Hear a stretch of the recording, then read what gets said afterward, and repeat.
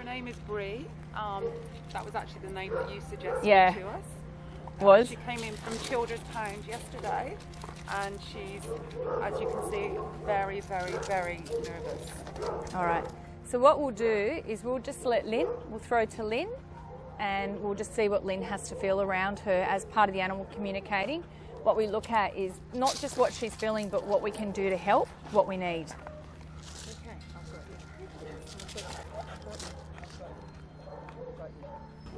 I've got you. You're safe. You're safe. Okay, so what Bree is telling me basically is that she's absolutely petrified. There's been, horror is the word I want to use. Okay. So she's also really emaciated, very high levels of anxiety, and this has occurred in utero, through birth, and then in her growing up to the age that she is now. And you can see that she just wants one of us to protect, to guide, to hold her as best we can. My sense with her is the best that we can do now is exactly what Lisa's doing, just lots of love, lots of reassurance, but has to be at her pace. It can't be pushed on her. She's a little bit nervy around men. She's not totally convinced that men are the best ones to be around just yet, although she's had a nice experience with one of the beautiful volunteer men from here this morning. And it's like, as long as she can see what's going on around her to some degree, she's okay. It's all the distracting noises in the background. So what I'm hearing and what I'm actually seeing is her inside some sort of metal thing, and they've... Yeah, it's horrible. I'm sorry, I get it. I don't usually feel this much emotion coming through, but she was absolutely petrified with the noise because they were doing everything they could to terrify her, but also to turn her into a very aggressive dog. And had she not been got out when she did, heaven help anyone.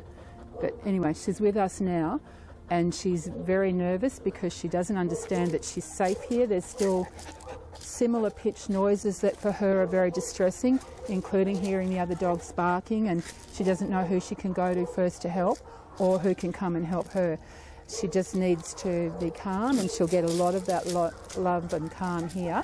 She's actually looking for Casey, who's one of our production crew, as a bit of reassurance as well, and Mr. K, who's our mascot dog for GSD. She's feeling a pull with him as well, is what I'm picking up. So someone who needs a whole lot of love. In a week's time, she's going to be a very different girl, the more that we can just sit quietly with her, be really calm, just holding a really gentle space, not pushing anything on her. She can't handle that, as you can see. As soon as there's a different noise, she's reacting. That's the noise of burning. Yeah, so it's just the pitches and the tones. It's all right, Papa. So we might actually just wrap it up for now, just because she's in such distress that it's much better that we get her into a smaller environment so that we can let her calm down.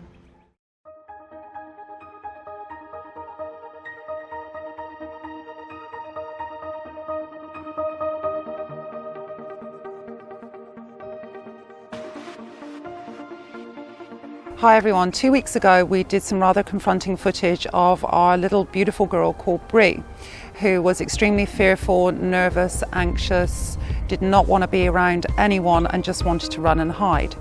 So today we wanted to film some footage to show the improvement that she has made in 2 short weeks.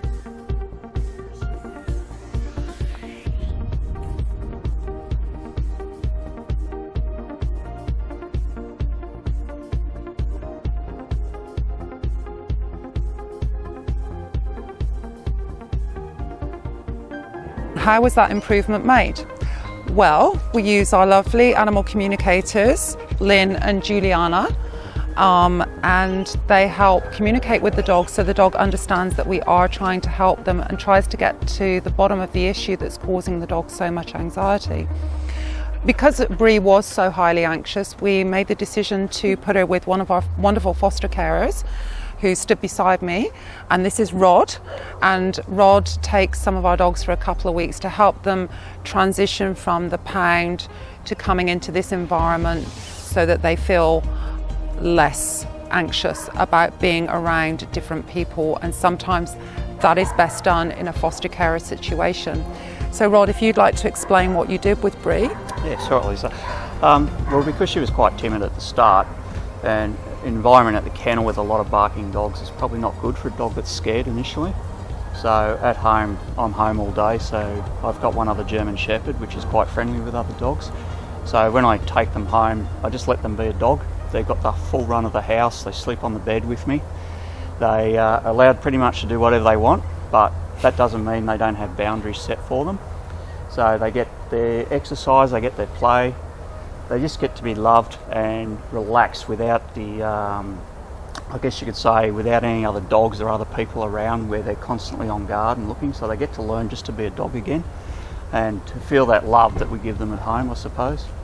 But it also helps me. I enjoy having them on the bed, cuddling and that, and it shows a warmth between, I guess, people and the pets, the dogs. So I've noticed in the last week and a half since we had her, she's lost a lot of that anxiety she had. She's coming up, walking around people. She plays with other dogs really nicely. She still has a little bit of anxiety. She's not sure when she's done something wrong, but that's normal dog. She'll get there in the end. I think the most important thing is we hear lots of different advice being thrown at us about rescue dogs. I can categorically state, having run GSDs and needs since 2012, that the most important thing we can show a dog is love. You cannot train a dog, you cannot do anything until you have formed that bond and that connection with that dog. And what the dogs need most of all is time, and also for us to understand what they are trying to tell us by the behaviours that they're demonstrating. They know here that we do everything we can to understand them, and if we don't understand them, we bring in the animal communicators who are able to interpret what the dog is saying, get messages from the dog, and also reassure the dog that this is a safe environment and we understand what they are trying to tell us, and we will do everything we can to help them become the dog that they should always have been. Once you've gained the trust of an animal, especially an abused or a scared animal, there's no better feeling to have the love of that animal. But having said that, you can never betray that trust once it's given, or you'll never ever get it back.